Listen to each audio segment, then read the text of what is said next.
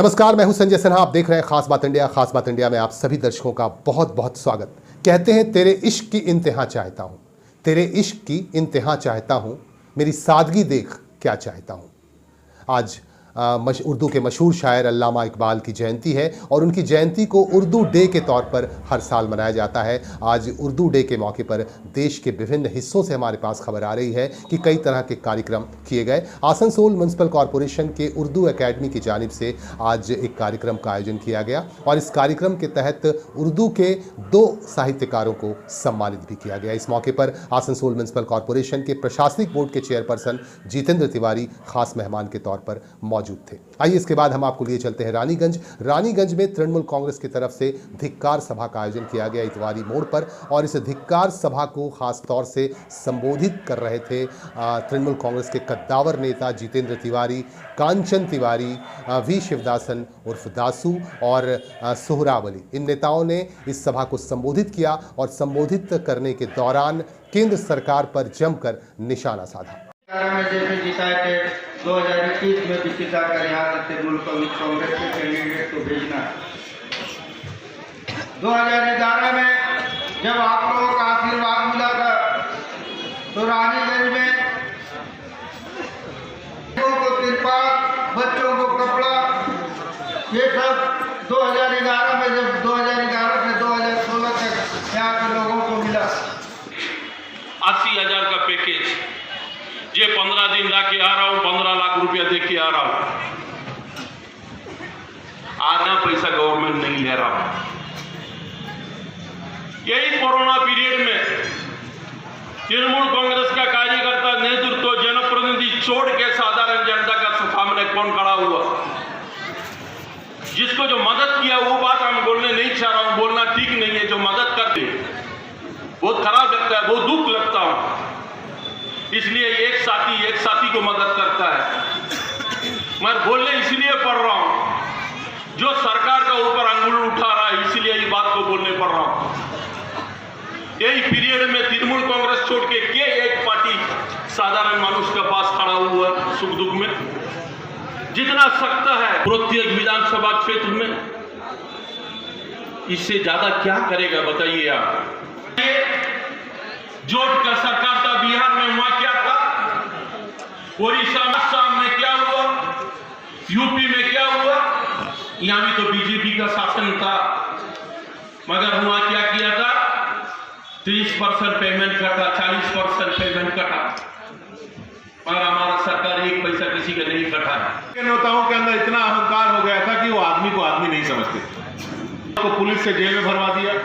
ठीक रानीगंज के लोग इस बहुत सावधानी से, और यही कारण है कि रानीगंज के लोगों ने जब निर्णय लिया कि ना वाम फ्रंट अब जाति कर रही है, तो हमारे पार्टी के प्रत्याशी सोहराब अली जी को यहां से एमएलए के रूप में निर्वाचित करके भेजा। रानीगंज के लोगों ने यह निर्णय लिया कि तृणमूल कांग्रेस को वोट नहीं देना। यहां की जनता ने हमारे खिलाफ वोट किया, लेकिन दीदी के सैनिक के रूप में आपका जो भी निर्णय है, हम लोगों ने सर झुकाकर उसे भी स्वीकार किया। हम लोगों ने यहां पर अपना पराजय स्वीकार किया, लेकिन हम लोग कभी आपसे दूर नहीं हुए, क्योंकि ममता बनर्जी ने हम लोगों को यह सीख दी है कि राजनीति में ऐसे लोगों को ही आना है जो लोग। अमेरिकी फार्मास्यूटिकल कंपनी ने आज ये दावा किया है कि कोविड-19 को बचाने वाली वैक्सीन लगभग बनकर तैयार हो चुकी है और बहुत जल्द ही यह बाजार में आ जाएगी। अमेरिका में लॉन्च होने के बाद बहुत जल्दी यह भारत में भी पहुंच सकेगा। इसे लेकर दोनों देशों के अधिकारियों के बीच बातचीत चल रही है। ये बड़ी खबर थी और इसके बाद हम आपको एक और खबर से जोड़ना चाहते हैं। बंगाल के कुल्टी से हमारे संवाददाता वसीम खान ने यह खबर भेजी है कि यहाँ कुल्टी में पुलिस प्रशासन की तरफ से एक महत्वपूर्ण बैठक बुलाई गई। आने वाले त्योहारों को देखते हुए आपको बता दूं कि दीपावली, काली पूजा और छठ का महत्वपूर्ण त्यौहार आ रहा है और इन त्योहारों को लेकर पुलिस प्रशासन की तरफ से निर्देश जारी किए गए हैं। ऐसा कहा गया है कि इन त्योहारों के बीच तमाम सरकारी नियमों का पालन किया जाएगा और मास्क का इस्तेमाल हर किसी को करना होगा, भीड़ इकट्ठा नहीं करना होगा, सोशल डिस्टेंसिंग का पालन करना होगा और पटाखे नहीं फोड़े जा सकेंगे। इस तरह के निर्देश जारी किए गए हैं। कोलकाता हाई कोर्ट कोर्ट की तरफ से जो आदेश दिए गए हैं उन आदेशों का पालन किया जाएगा। इस तरह की बात कही गई इस मीटिंग के दौरान। और इस मीटिंग में तमाम फाड़ी के प्रभारियों को भी बुलाया गया था और फाड़ी के प्रभारी भी यहाँ मौजूद थे और इन तमाम अधिकारियों की मौजूदगी में यह मीटिंग हुई। और मीटिंग में साफ साफ ये कहा गया कि जिस कमेटी की तरफ से, पूजा कमेटी की तरफ से सरकारी नियमों का उल्लंघन किया जाएगा और उन कमेटियों पर एक्शन लिए जा सकते हैं और लीगल एक्शन लिए जा सकते हैं उन कमेटियों पर। और ये कहा गया कि तमाम सरकारी नियमों के पालन किए जाए। আমাদের একটা বিশেষ পরিস্থিতির মধ্যে দিয়ে যেতে হচ্ছে। কোভিড রোগী যারা কোভিড পেশেন্ট আছেন বা যারা কোভিড পজিটিভ ছিলেন এখন রিকভার করেছেন তাদের কিন্তু শ্বাসকষ্টের প্রবলেম হয়। আপনারা জানেন যে কোভিডের সবথেকে বড় সিম্পটম হচ্ছে শ্বাসকষ্ট এবং সেই রোগী যারা আছেন, যারা রিকভার করেছেন, শুধু রিকভার করেছেন না, যারা পজিটিভ আছেন তারাও এখন অনেকে কিন্তু হোম আইসোলেশনে আছেন, হসপিটালে কম থাকছেন, বাড়িতে বেশি থাকছেন। বেশিরভাগই যাদের সিম্পটম নেই তারা বাড়িতেই থাকছেন। তো তাদের জন্য এই বাজি থেকে যে দূষিত বায়ু নির্গত হয় সেটা কিন্তু একদম বিষের মতো, অর্থাৎ তাদের যে শ্বাসকষ্ট সেটা বহুগুণ বেড়ে যেতে পারে। কাজেই আমি যদি একটা রং মশাল জ্বালাই তার থেকেই যে ধোঁয়া বেরোবে সেটাই কিন্তু একটা রোগীর খুব শ্বাসকষ্টের কারণ হতে পারে। তো সেই জন্য যেটা এসপি সাহেব বললেন যে আমাদের দুটো জিনিস এবার আমরা তার সেই দুটো জিনিস নিয়েই থাকবো। এক হচ্ছে মোমবাতি আর এক হচ্ছে আমাদের পুরনো যে ট্র্যাডিশনাল দিয়া আছে যে প্রদীপ, আমরা তেলের প্রদীপ, সেটা মাটির হোক বা অন্য কিছুর হোক, সেই দুটো আমরা ব্যবহার করব।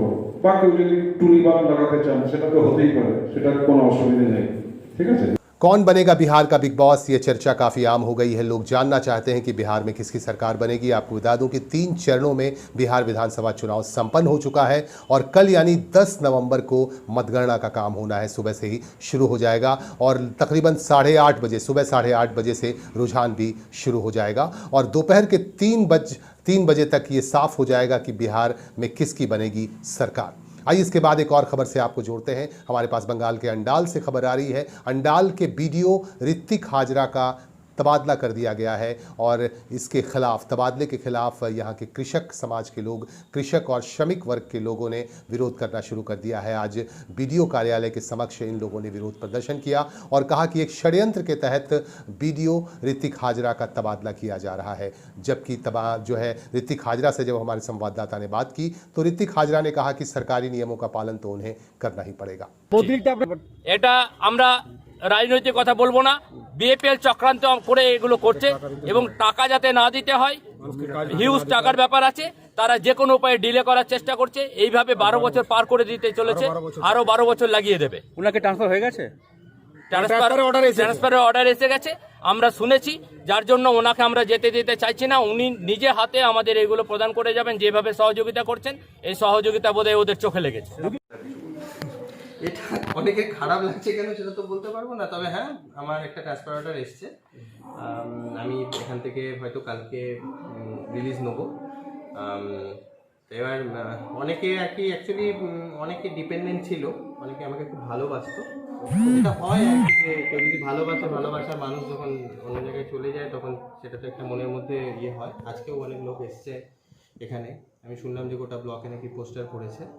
আমি এটাকে বোঝাবো এটা একটা government order, I have to follow the government order, আমার কিছু করার নেই। এটা আমি বোঝাবো ওদেরকে। हमारे पास एक बड़ी खबर आ रही है। हज यात्रियों के लिए हज यात्रा के लिए रजिस्ट्रेशन की प्रक्रिया शुरू हो चुकी है, जिसे आप ऑनलाइन और ऑफलाइन दोनों तरीके से करवा सकते हैं और हज यात्रा के लिए जा सकते हैं। लेकिन इस बार कुछ नए नियम बनाए गए हैं कोविड-19 संक्रमण को देखते हुए। इस संदर्भ में हमारे संवाददाता ने आसनसोल में हज कमेटी के कन्वेनर डॉक्टर जिशान इलाही और सैयद मोहम्मद अफरोज से बातचीत की और बातचीत के बाद ये सामने आया कि इस बार 72 घंटे पहले आपको कोविड-19 टेस्ट कराना पड़ेगा और अगर आप पॉजिटिव पाए जाते हैं तो आप हज यात्रा पर नहीं जा पाएंगे और अगर नेगेटिव पाए जाते हैं तभी आप हज यात्रा कर पाएंगे और तमाम राष्ट्रीय और अंतर्राष्ट्रीय प्रोटोकॉल का पालन किया जाएगा हज यात्रा के दौरान। हमारे पास एक और खबर आ रही है आसनसोल से। आसनसोल के बीसी कॉलेज प्रबंधन को आज तृणमूल कांग्रेस माइनॉरिटी सेल की तरफ से एक ज्ञापन सौंपा गया। आपको बता दूं कि यहाँ जो उर्दू के स्टूडेंट्स हैं उन्हें जो स्कॉलरशिप दिए जाते हैं पश्चिम बंगाल सरकार की तरफ से, उस पर यहाँ के प्रबंधन के द्वारा सिग्नेचर नहीं किए जा रहे थे। इसे देखते हुए स्कूल कॉलेज प्रबंधन को ज्ञापन सौंपा गया। इस मौके पर ख़ास तौर से मौजूद थे माइनॉरिटी सेल के मोहम्मद शकील जो राज्य महासचिव हैं, और उनके साथ डिस्ट्रिक्ट स्तर के, जिला स्तर के अध्यक्ष, पश्चिम बर्धमान जिले के अध्यक्ष सैयद मोहम्मद अफरोज़, और उनके साथ थे तृणमूल कांग्रेस युवा कमेटी के नेता, युवा कमेटी के सचिव, पश्चिम बर्धमान जिले के जो सचिव हैं वो भी मौजूद थे, सगीर आलम कादरी, और इन तमाम नेताओं की मौजूदगी में, इन लोगों की मौजूदगी में यहाँ ज्ञापन सौंपा गया। आज हम लोग वेस्ट बंगाल माइनॉरिटी सेल के state general secretary Alhaj Shakeel Ahmed Sahab और पश्चिम बर्धमान जिला माइनॉरिटी सेल के प्रेसिडेंट सैयद मोहम्मद अफरोज़ साहब की रहनुमाई में हम लोग डोमा ऑफिस आए थे। हमारा आने का मकसद ये है कि वेस्ट बंगाल गवर्नमेंट, माँ माटी मानुष की सरकार ममता बनर्जी की तरफ से माइनॉरिटी स्टूडेंट्स को अक्षयश्री नाम का जो स्कॉलरशिप दिया जाता है, इस पे एक इंस्टीट्यूशन वेरिफिकेशन का एक कॉलम है। हमारे यहाँ तमाम स्कूल और कॉलेजेस इस पर कर रहे हैं, लेकिन सिर्फ Asansol Bidhan Chandra college, BC college में प्रिंसिपल साहब बच्चों के फॉर्म पे साइन नहीं कर रहे हैं। उनका कहना है कि रजिस्ट्रेशन होने के बाद ही साइन किया जाएगा, जबकि इस फॉर्म का आखिरी डेट 15 नवंबर है। इसी सिलसिले में हम लोगों ने फैसला किया कि हम लोग डोमा साहब से मिलकर इस मसले को रखते हैं। उनसे मुलाकात की और उन्होंने कहा है कि इस मसले को जल्द से जल्द हम हल करने की कोशिश करेंगे, प्रिंसिपल साहब से बात करेंगे।